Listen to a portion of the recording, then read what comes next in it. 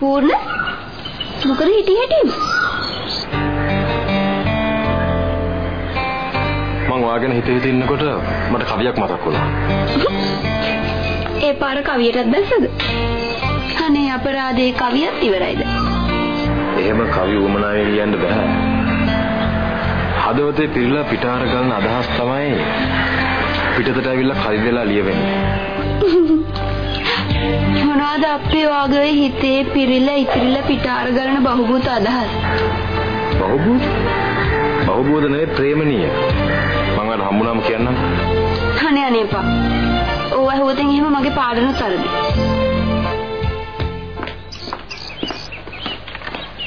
පිළිම්.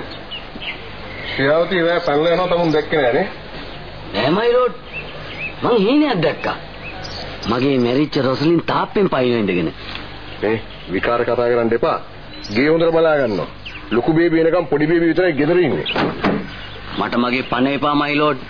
බෙල්ල ගහලා ගියා ඩියුටිය සැකන් කරන්නේ. යතුරු. මාරු සල්ලි කීයක් කරි දිනවනම්? කොනෝනා ඉල්ලගන්න.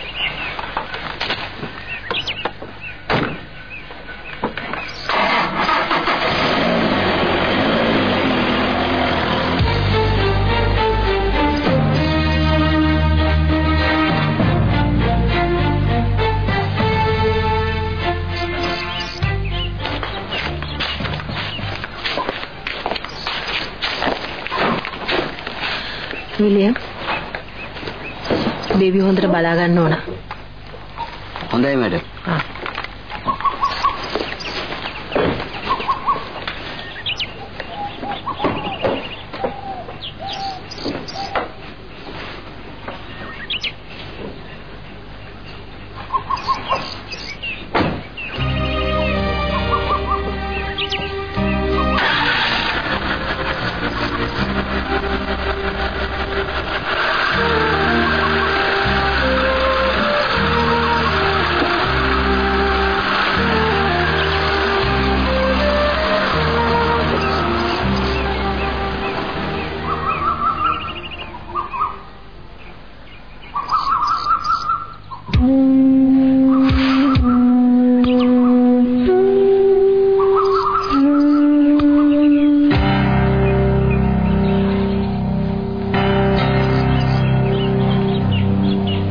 මොකද විලියම් මන් දිහා ඔය විදිහට බලන් ඉන්නේ?